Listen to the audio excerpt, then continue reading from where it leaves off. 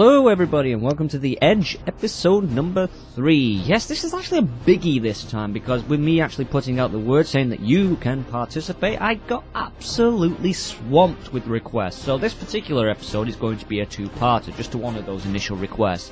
And the rest of the episodes you will get in there. If you've sent me your submission, it will be featured in the Edge eventually. In the meantime, we do have a packed 30 minutes for you, and like I say, it is effectively a 1 hour show but split into two parts, mostly beneficial for our iTunes viewers out there, so it saves them a massive download. So without further ado, let's kick on with the first thing we've got here for you. Enjoy, folks.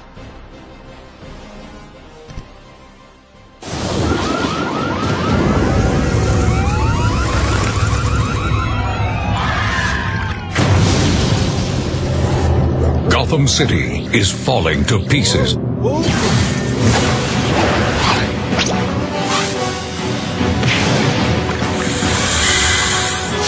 choice is yours. Take on the criminal masterminds. Or become one. From the makers of LEGO Star Wars and LEGO Indiana Jones, it's good to be bad.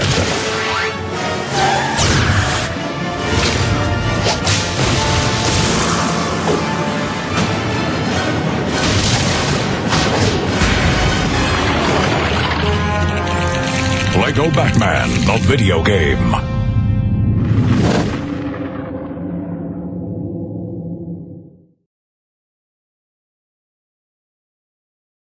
Hello and welcome to another Demon 212 PSN review. Today I'm going to take a look at Warhawk, which if you've never played it before, it's basically an online deathmatch game. However, you can play split screen, 4-player, which is pretty damn cool, and some of the online games actually allow you to take your 3 mates online, so you can have 4-player split screen, but online against loads of people. So pretty damn cool, as I say. At the start you've got training modes, online, so jump straight into online, local game, which is the split screen, options where you can choose mic options, your controls like invert aim and stuff like that, aim speed. Unfortunately you can't actually customise the controller, which is a bit of a problem because the vehicles are a little awkward to use. You have to hold the pad in a different way than you normally would, simply because the fire button's right next to the accelerator and just stuff like that. But it's not a huge problem and you do get used to it. So anyway, at the start of the online thingy, you've got quick game, so obviously you just join the game automatically, community, where I'll go into this just simply because this is where all your stats are, your profiles and everything. And unfortunately, this game's pretty much been doomed from the start because of this system, because everyone wants to show how great they are, they want to show what rank they've got and everything, they want to show where they're at.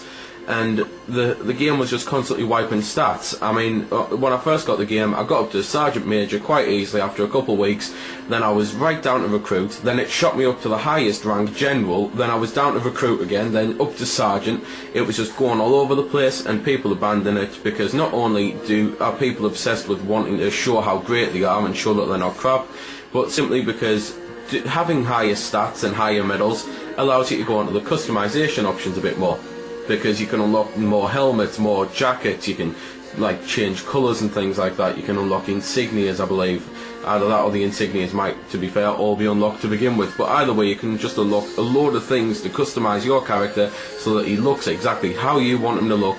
And people were getting sick at the fact that they were losing these abilities. They were going right back to bog standard, looking like everyone else in the crowd.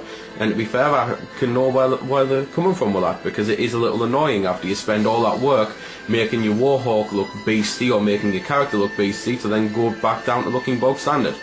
So anyway, that's pretty much, to be fair, the only things that I need to show you, community and customise. Everything else is as you'd expect it to be. So I'm just going to join the game now, so I'll just cut into that.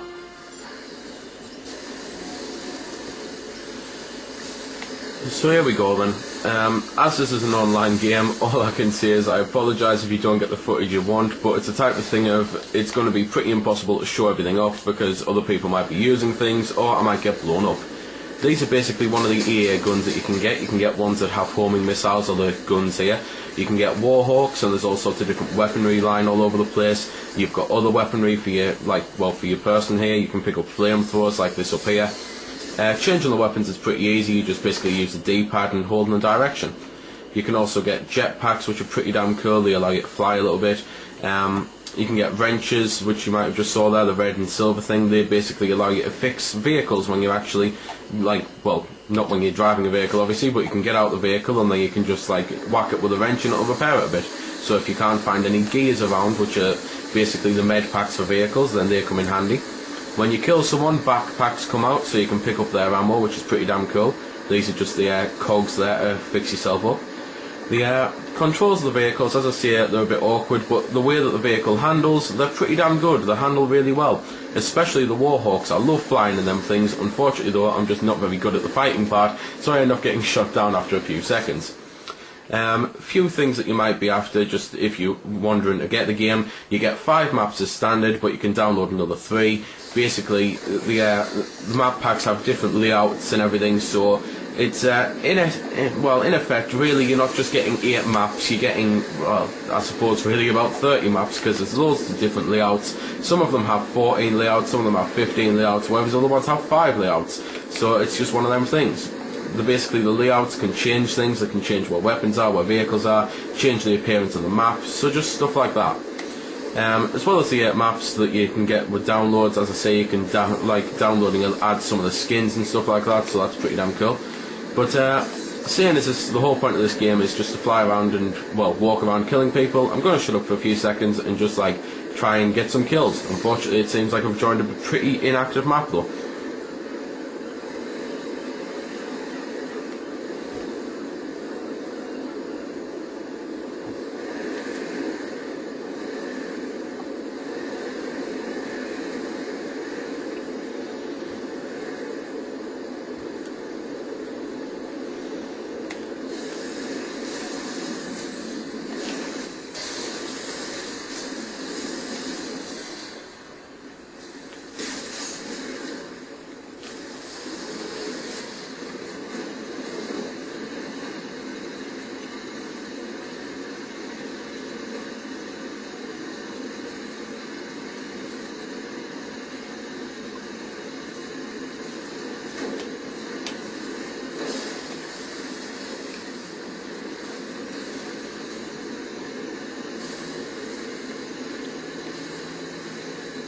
Yeah, well then, so much for that. It seems that everyone's either hiding or just not there. But I suppose it gives us more time to actually talk about the game a bit more.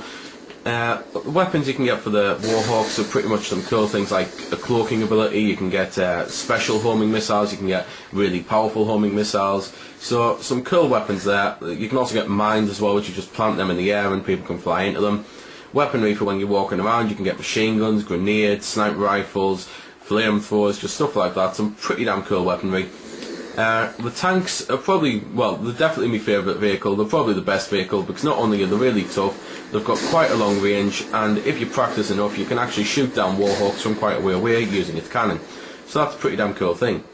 There's 6 modes of gameplay though on the game. It's just standard stuff like deathmatch, team deathmatch, where the whole object is to kill everyone, obviously.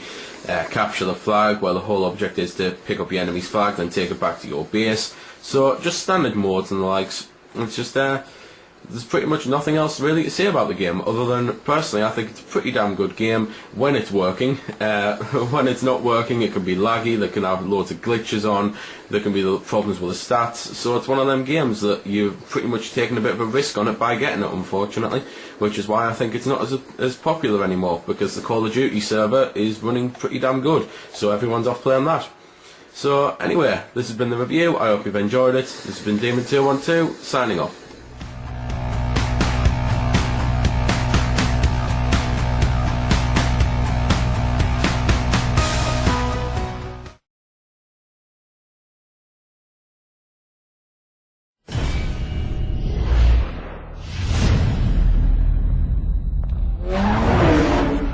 You're not a cop.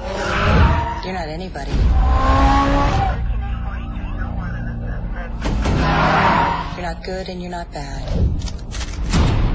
You blend and you listen and you don't trust anyone. Once you go under, you're on your own. Any questions? Keep your eyes open. These guys play for keeps. You want to run with us? Prove I can trust you. I like your attitude. I want you to do a thing for me. All yours, dog.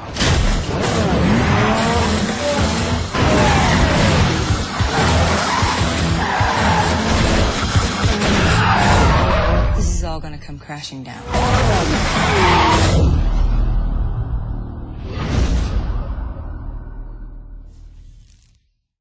This Friday, come to thegamersgarage.com to see the weekly newscast where BioMonkey and Death Vanquish give you the latest and greatest in video game news.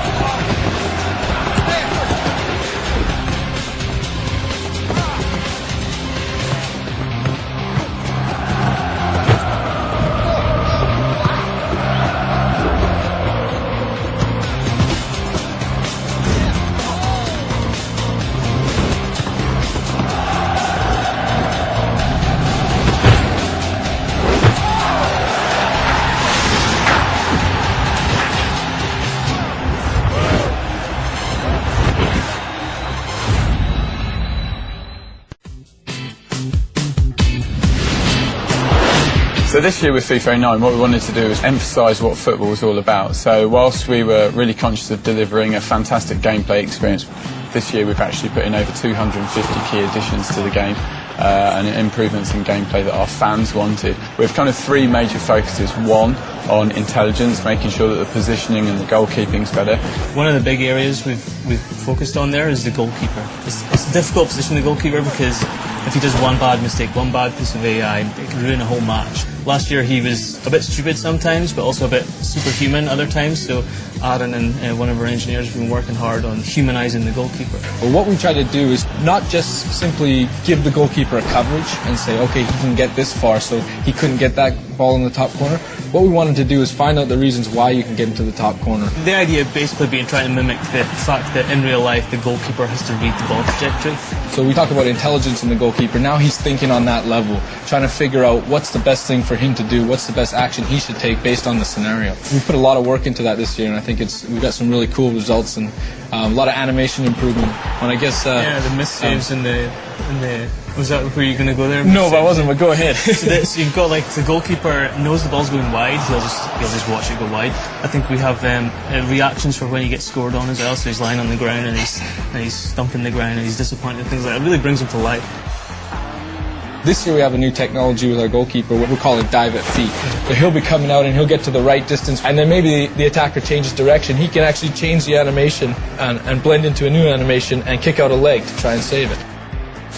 We also wanted to make sure there's more realistic physical actions and attributes to the players. We came up with ideas of things like speed and strength playing a huge effect. We took all those things that we wanted to achieve and built a new system. I think one of the things to get from it is that it's in no way scripted. It just takes all these contexts, it takes the attributes, it takes the distance. And it really results in an organic feeling jostle, and it feels good. Some players in their database have been assigned a diver trait to say that they do fall over quite easily. Again, on collisions, we have this new in-air jostle system. When you're battling for an in-air ball, you can fight with the other guy, and there'll be new animations for pushing them off. And we've worked hard on putting in things like, we'll put lots more animations in to deal with the context of where you've hit the player. I remember the first time I saw it on screen, I was dribbling down it, and somebody, I don't remember who I was playing, but came in and wiped me out with a slide tackle, and it was on one foot, and he took my standing foot, and the guy just went legs up in the air. I replayed it about 35 times, calling, Gary, come look at this. And we're just going back and forth, just rewinding this one collision over, and it really feels really cool when you get it right, and I'm pretty happy with what we've done this year. So. Yeah, it's pretty spectacular. One of the things that can't be explained by either of us, really, is how it feels, and I think that's the huge thing for me. You picked up the game, and it just felt right. Another cool feature that we put in this year is panic defense. What it is that notion for a defender that, that ball's just out of reach. You really got to do anything you can to try and get a body part on it. It really comes alive when you see the new header animations we put in with players sort of ducking around one another, just trying to get a touch on the ball, and it shows the effort of the defense in their own 18.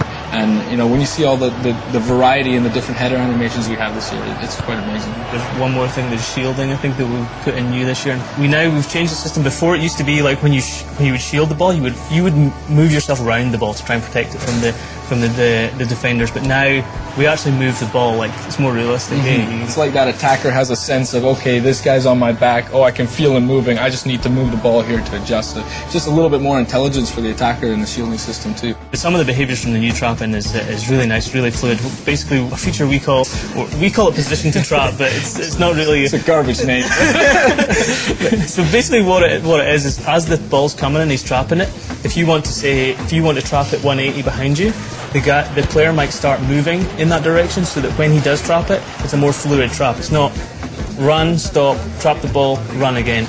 He's running in the direction you want to trap it in the whole time. The second piece to that, I guess, is if you can imagine swinging the ball around your defense, so your fullback has it and he's playing it inside to the center back. In last year's system, the center back would have had to face that player to receive that pass. That center back now has the intelligence to read what you want to do from your pad angle and figure out, okay, he's going out the next way, I need to open up my body, and he actually takes the ball in from the side, which is an easier trap or an easier first time pass out the other side, which makes the game flow a little bit better. We really want to make sure that the game's delivering the most responsive and attractive control system that you can get. So the dribbling, the passing and the shooting have all been improved to make sure when you want it to happen, it really does. But one of the things we've done this year is we've added more coverage, so we've added stretch passes and slide passes. So when that situation comes along where maybe a player is a little bit farther away from the ball and you request a pass, previous iterations we wouldn't have had an answer for you. Now we have that. Your player will actually slide out and show that effort and get to make that extra step. One of the things that is really pleasing for me is we just have so much animation variety this year compared to other years, like headers, passing there, shooting. There's just so much there, and some of them are really, really nice. I mean, obviously we've had motion capture events with some really top football stars. We've got a system where we can add these fancy passes and some really spectacular moves, and not just spectacular but authentic. You can look at that and you can say that's football. So I'm an Aberdeen fan in Scotland. They're not doing quite so well at the moment. I think they finished 4th last season, a couple of semi-finals. We did well in the UEFA Cup, but yeah, I'm an Aberdeen fan for thick and thin. I'm Arsenal through and through. Arsenal. He's a Jamaican who supports Arsenal. It's like I have no respect for him whatsoever. When I was young, I went on a trip to England to play a tournament, and I got to go see a Charity Shields, Arsenal versus Manchester United, and Ian Wright scored a scissor kick in that match, and from that day forward it was done. I watched all the matches and I fell in love. So I've been an Arsenal supporter since, despite what Gary likes to tell you, I've been an Arsenal supporter since day one. We've got a really cool new service this year as well, which is called Live Season, which allows you to subscribe to the 6 biggest leagues from around the world, from Mexico, England, France, Italy, Germany or Spain. And what we'll do is we'll provide weekly updates on each of the players that are in these leagues. As the players are playing each week in the real world, and some are playing better and some are playing worse, you're going to see that directly reflected into your game, that your players and your team are going to be going up and down just like the real world. Is finally we're realising the dream that we've had for the longest time, which is to get to a point where what you see on Sunday, if you're watching Chelsea Man U at Stamford Bridge, that is going to impact what happens in your game. So if you imagine Wayne Mooney has a fantastic game one weekend, he's going to have fantastic form in the game. If he has a terrible game the next weekend, he's going to have terrible form in the game the next weekend. So long gone are the days of playing with player data that stays the same for the whole year, or maybe in the past we've been able to update it once in February. Now it's going to be updating every week for these top 6 leagues. Kind of have our finger on the pulse of football. Every week you're going to get some fresh data. Every week the game's going to play a little bit different. To get the very first league, you actually get it for free, and you will be prompted the first time you boot up the game. Afterwards, you can go and buy the other 5 leagues. What you do for the 360, you go to the marketplace. For the PS3, you go to the PSN store. And for the PC, you go to the EA store. And on these 3 places, you can buy each additional league individually, or you can buy a package with all the leagues if you wish. The game knows when there's new data available, so every week you will be prompted to just, on a button press, download the latest data. And it will be automatically integrated in the game. We created data by asking a panel of data experts, so they pretty much choose what form each player has each week. And the beauty of it all is it makes the game feel dynamic, more alive, and we're going to be showing you that information about what's changed, whose players are updated, who are the hottest and coldest players. You can actually even see some of that detail being highlighted right on your menu screens. I think Live Season is a whole new level of authenticity because you kind of get fresh data week by week, and the game plays a little bit different week by week. And that for us is perhaps the most exciting advance in this generation that we're going to see. I'm rooting for the Czech Republic because my soon-to-be wife was born in the Czech Republic. Dota Hall! On a national level, Australia, of course, is my team. Obviously, England. Reggae boys. Jamaican at heart. Following Japan most time. It's Italy, of course. Canada. Has to be. I have the jersey here, so it's Argentina. At country level, I have to support Austria. Obviously, I'm Scottish, so I'm a Scotland fan. A little bit difficult in these days, but yeah, I'm an avid England fan. France. I just love the players in there. So I'm having a great deal of fun watching them compete and beat the English whenever we play them.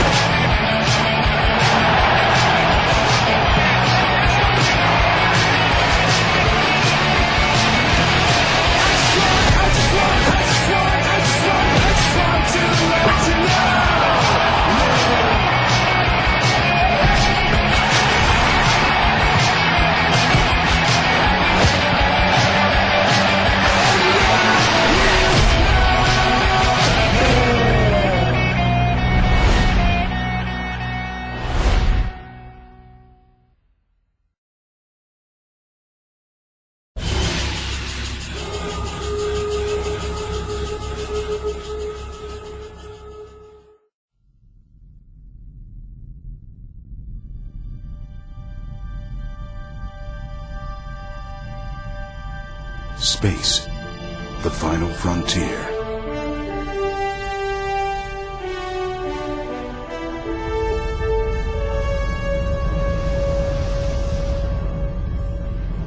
In the year 2161, the United Federation of Planets was founded.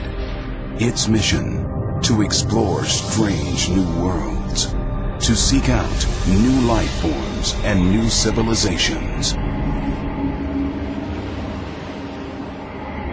However, even those who strive for peace must be prepared for war.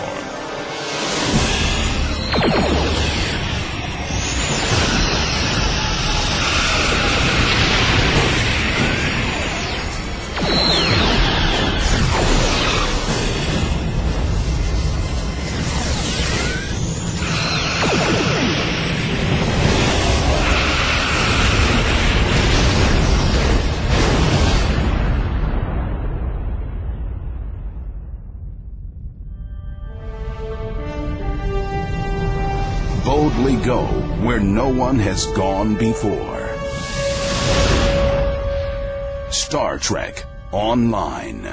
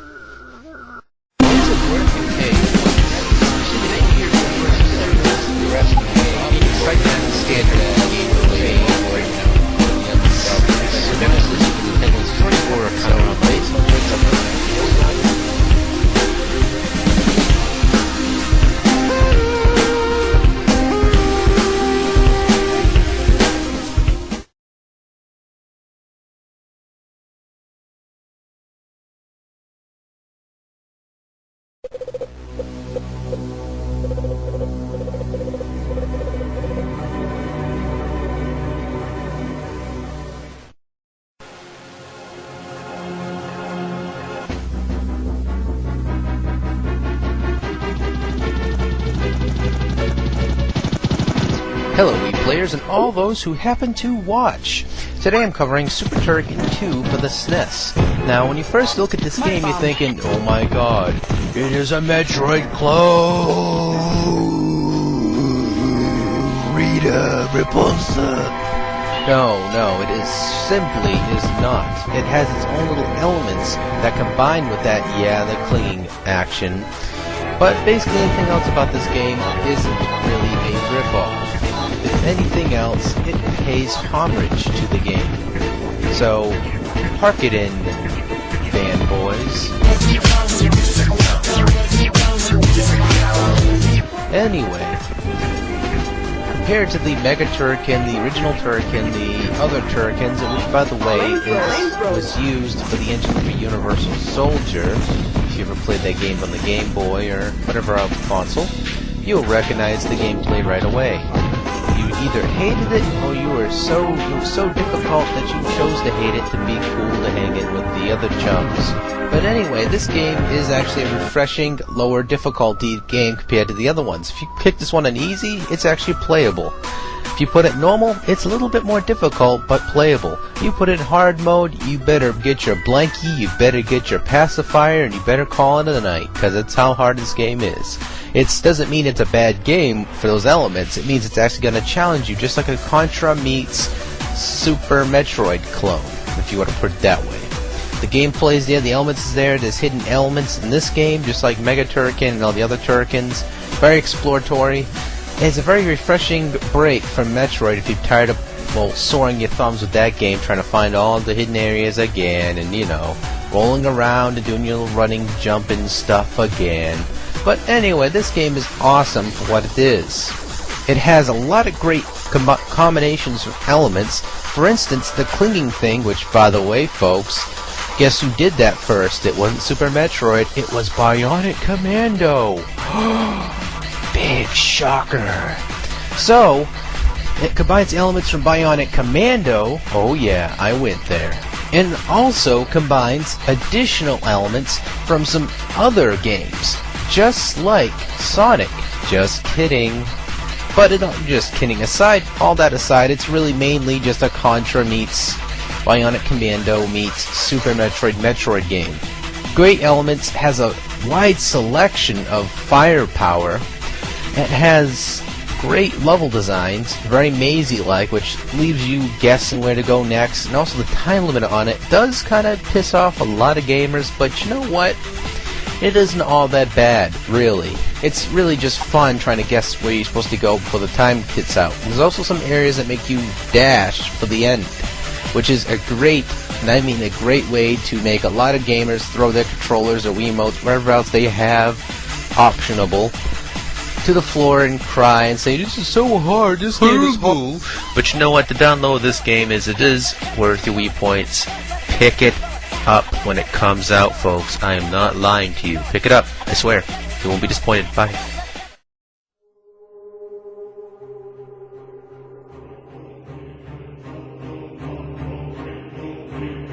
War is everywhere. The dwarves fight a desperate battle against the savage greenskins. The Empire is under siege by the marauding armies of chaos. And across the great ocean, the Dark Elves assault Ulthuan, the island home of the High Elves. Faced with certain doom, elves, men, and dwarves have united their forces to form an alliance of order. Should they fail, the forces of destruction will conquer all. This is the dawn of a new age, an age where the fate of nations will be forged in the fires of war. This is the age of reckoning.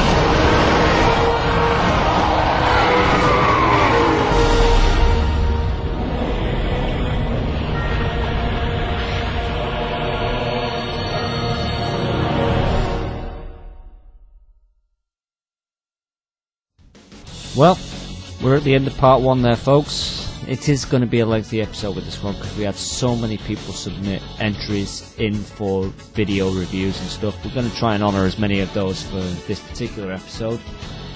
But in future episodes, it should be noted that even if you submit an episode, you will be featured.